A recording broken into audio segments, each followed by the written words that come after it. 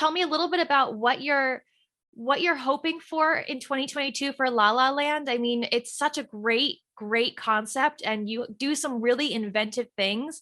What are you hoping for this year for the cafe and for your charity as well? Thank you. I think this is a big year for us to kind of put us on the map. It's a big growth year for us, and we're kind of coming at it from being a small little local thing to a national company. And there's a lot of eyes on kind of what we're doing. We're excited about being able to show the world what we're about. And then it's also very exciting because last year we tested a lot with our nonprofit side and what we're doing with our program in terms of what works and what doesn't. And we wanted to see the best route to take and how we can make it work very well. And so this year we have a new youth director who's starting for us that's really taking over the program. And so we're going to be able to really take it to the next level, right? We've seen last year at the end of the year, we closed off very well, better than we ever have in our 3 years. And so now being able to maximize on that is going to be really cool to see. We've been talking to some really awesome companies like Public Storage that also want to get involved. And with their scale, it's very exciting to see a company with so much power to want to also help. So it's an exciting year. So, can you just describe a little bit about what you're doing with these companies? I mean, I know what you guys do because you and I have spoken before, but like what do you do that these companies would want to be interested in working with you? Yeah, absolutely. So our program currently, we hire and mentor foster youth who are aging out of the system, as you know. And what we've come up with most recently, which was what has worked very well, is an 8-week paid internship program where the youth comes in and really just is able to stress-free learn everything about what it means to have their first job. And then after the 8 weeks, our youth director basically talks with them about what their future goals are and their dreams are and whether they want to stay with us, because obviously not every single person wants to work in a cafe, or what they actually want to do, right? And we've had all things across the board, from working in a comedy store to working with animals or whatever it is. And so our youth director will help them find that route for them, right? And so that this new program versus what we've tried in the past has seen a lot more success. And so now big companies like Public Storage, which have a great heart and their leaders do want to also affect change, they want to learn how to tag along in this as well. And so we're trying to teach them what has worked for us and how to structure a program that works for them.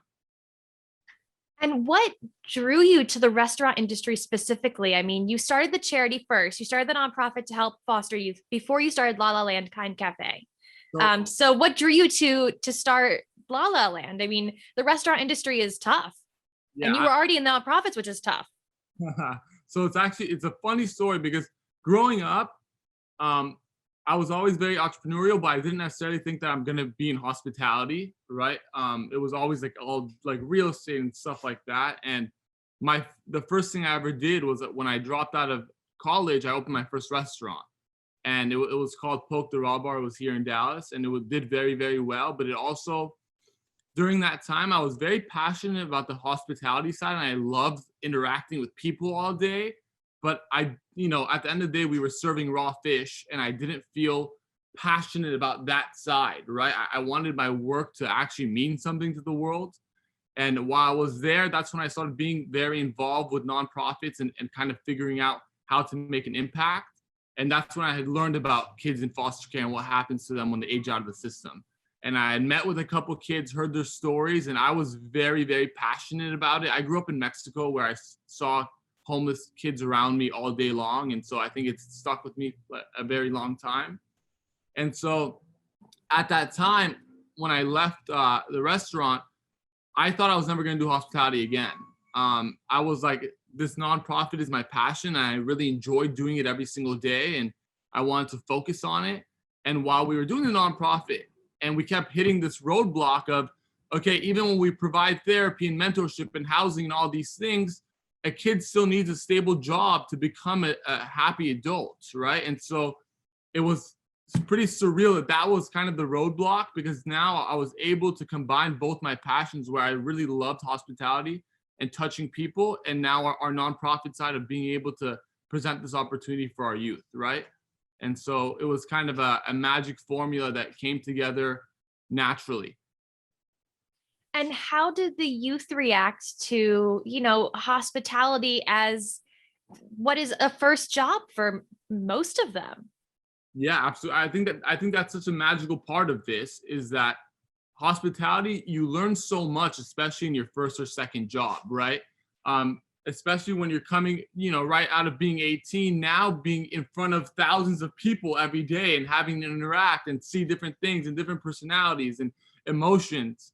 It is such a great start because compared to a lot of other jobs, you get to see a lot, right? The hospitality business is crazy, and that's in a great way. I think in terms of their first job, it sets them off for a right path in any industry they want to be in, and they feel a sense of warmth, and which is why we also chose hospitality and coffee particularly.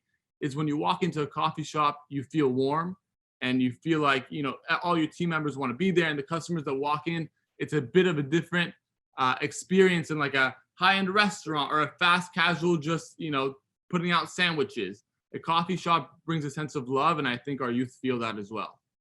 Which is a perfect segue into kindness, which is one of your big pillars of life.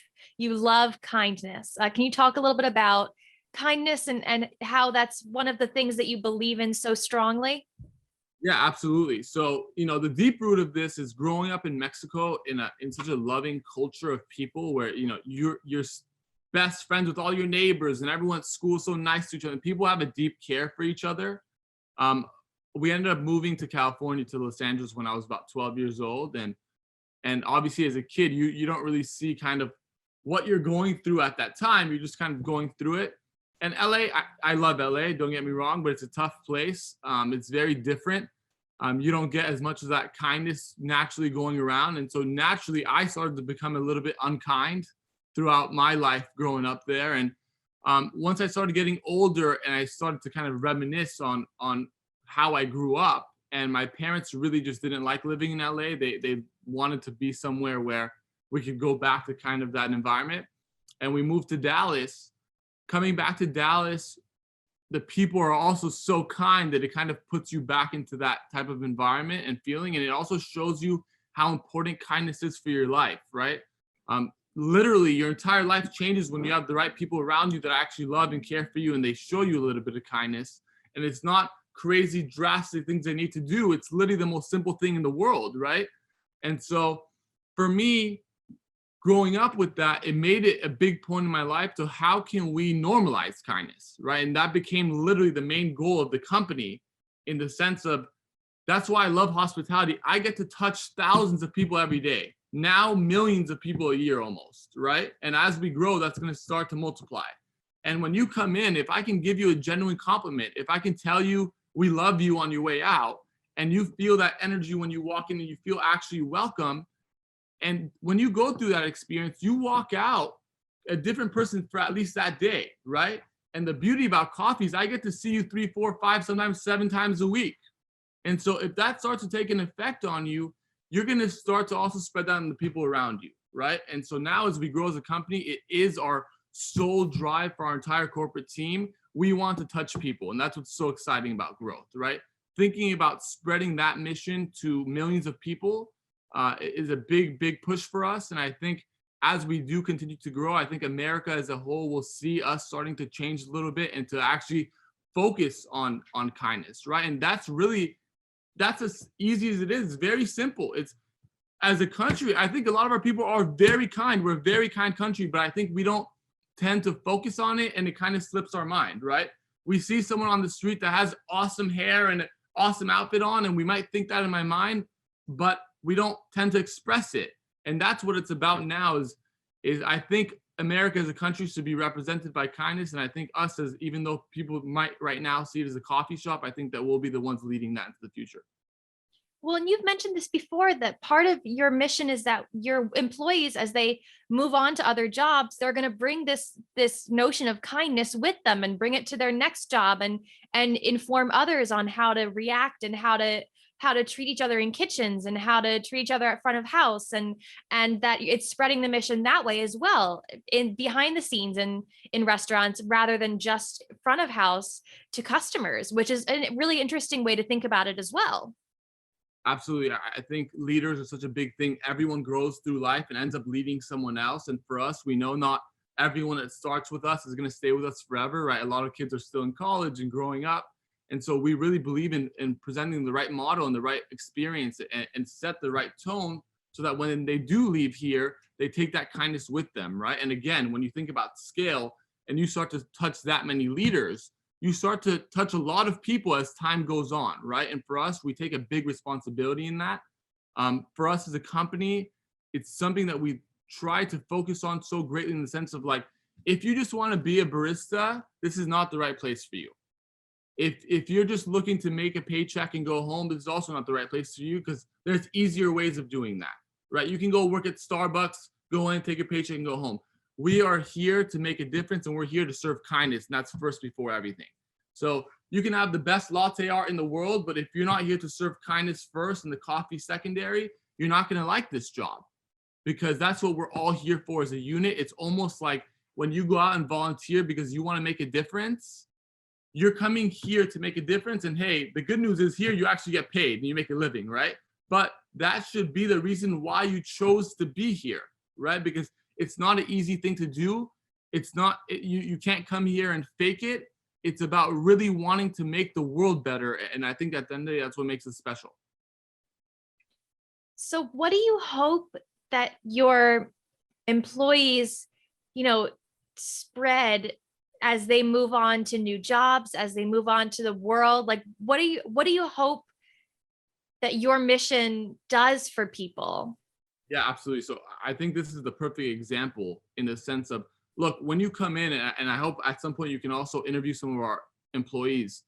When you feel this kindness around you on a daily basis, even if you're not really thinking about it, right? When people are complimenting you all day, now you're starting to say, I love you to strangers and all your staff. And this is the environment that you walk into, and it's all white and loving, and people actually care about you. You start to, and you're saying my pleasure, and you're holding the door. When you leave the job and now you're in your normal life, you start saying this to your friends and your family and people that are walking around, and they start to tell you, hey, what's going on? You're being weird. Why are you being so nice, right? And that's the best compliment to us, in the sense of like, it's not just about who you are at work. If we can help people grow as human beings, that's the biggest plus. And when they take that to their other jobs, I think it's a massive deal for us. And the perfect example I have for you is we had a girl who works for us that had actually just been furloughed from American Airlines. Like back then at the beginning of COVID, she came and started with us. And this was a whole new experience, obviously, from being a flight attendant to now coming into a coffee shop. And by the time, so she worked with us for about a year, and then American Airlines was starting to bring people back, and we knew she was going to leave at some point. And it was a very emotional goodbye, because she had felt what this had done for her. And when she was going off, she mentioned like she felt like she was going off into the army and taking the kindness with her. And she ended up, and we talked more after she left, she ended up going into the skies and spreading that same kindness of what it means to be a La La Land employee at some time in your life, and actually now focusing your life when you wake up on, okay, I want to go out there and actually spread this kindness, right? And it's such a simple thing. It's not going to take extra energy or so much time in your day. It's just being conscious of it. And now when I'm on this airplane, I'm going to treat people the right way, in the sense of, if someone looks great, I'm going to tell them they look great. And I'm going to start telling people I love them. And it might be weird at the beginning, but it does do a lot. And some people haven't heard that in a long time. And so for us, it was very emotional to kind of see the mission being spread in the skies now, literally, and how much impact we can make long-term, especially as we grow.